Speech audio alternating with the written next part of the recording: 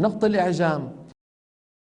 قلت لكم منذ قليل بقي عندنا إشكال ثاني، وهو الحروف المتشابهة في الكتابة، والتي سببها أن العرب أخذوا حروفهم من غيرهم.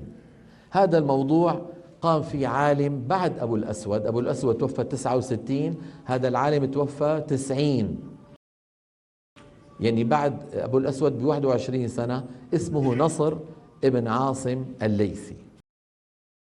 نصر ابن عاصم قام بنقط الإعراب، أتى للحروف المتشابهة في الخط فنقطها حتى يميز بينها.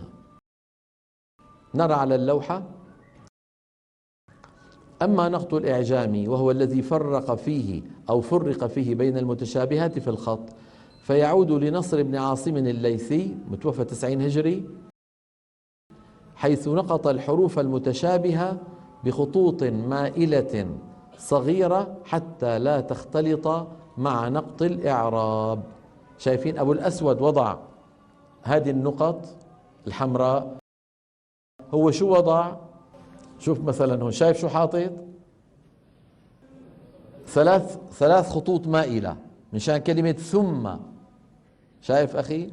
إيه. قانتون، شوف كلمة قانتون فوق القاف شو وضع؟ خطين مائلين. قاني فوق النون شو وضع؟ فوق التاء كمان وضع ايه؟ خطين. بينما قانتو نا شوف شو وضع؟ شايفوا الخط اللي تحت النقطة الحمراء؟ هذا علامة نقطة النون حتى لا يخلطها بمين؟ بضبط أبو الأسود. هكذا بدأ الأمر، خطوط مائلة صغيرة.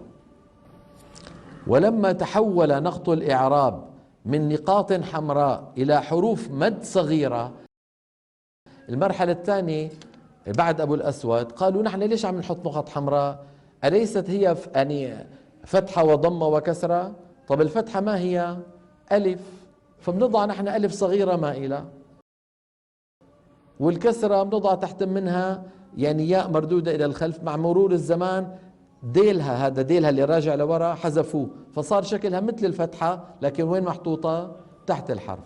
والضمة وضعوا بدالها ايه؟ واو صغيرة. فما عاد في عندهم دوائر حمراء، ما عاد في اشتباه مع مين؟ مع ضبط أبو الأسود. فعندئذ الخطوط اللي كان وضعها نصر بن عاصم حولوها لمين؟ إلى نقاط.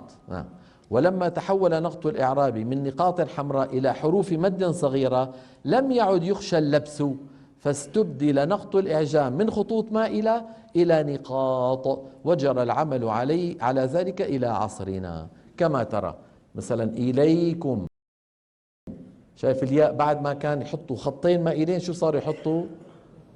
أما الحركات فصارت كما ترون، الفتحة عبارة عن ألف مائلة صغيرة فوق الحرف، الضمة واو صغيرة فوق الحرف. إذن نصر بن عاصم شو عمل؟ انظروا ماذا فعل. نقط نصر بن عاصم الباء بواحدة من تحت، والتاء باثنتين من فوق، والثاء بثلاث من فوق، ونقط النون والياء غير المتطرفتين بواحدة للنون من فوق وباثنتين للياء من تحت، لاشتباههما بهن يعني بالباء والتاء والثاء. ونقط الجيم بواحدة، ونقط الخاء وين؟ بواحدة من فوق. طب والحاء ما في داعي ينقطها. هلا أنت عندك ثلاثة بيشبهوا بعض، إذا ميزت الأول والثاني في داعي تميز الثالث؟ انتبهتوا كيف؟ فالجيم شو وضعوا لها؟ نقطة من تحت، والخاء شو وضعوا لها؟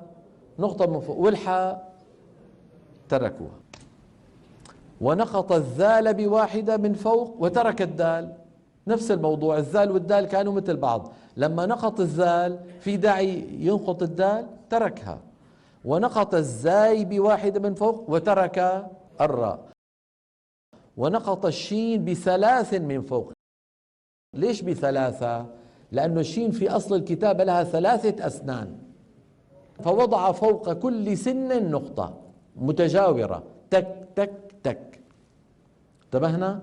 بعدين العصور اللي بعدها صاروا الخطاطين يتفننوا فيضعوا النقاط على شكل مثلث، وبعدين صرنا نحن نحطه على شكل 8. انتبهنا كيف؟ أما هي أصلها 3 نقاط متجاورة فوق كل سن نقطة. إذن ونقط الشين ب3 من فوق، شايفين كل سن شو في فوقه نقطة، وترك السين. ونقط الضاد ب1 من فوق وترك الصاد، ونقط الظاء ب1 من فوق وترك الطاء، ونقط الغين ب1 من فوق وترك العين، ونقط الفاء غير المتطرفة ب1 من فوق، عفوا ب1 من تحت، ونقط القاف غير المتطرفة ب1 من فوق. هذا هكذا بدأ الضبط، الفاء نقطة من تحت والقاف نقطة من فوق.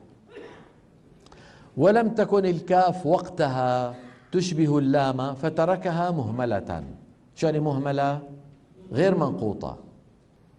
وترك اللام والميم والهاء والواو والألف مهملات لعدم الاشتباه. وكذلك ترك الفاء والقاف والنون والياء المتطرفات، يعني بمعنى اللي بآخر الكلمة، لعدم الاشتباه، وجمعها العلماء بكلمة ينفق. يعني بيقول لك حروف ينفق إن كانت متطرفة يعني في آخر الكلمة لا يضعون عليها نقطا. ثم جرى العمل عند المشارقة على نقطها، ليه؟ طردا للقاعدة. وبقي المغاربة على الأصل، بقي المصحف المغربي إلى الآن الحرف المتطرف ما بينقطه.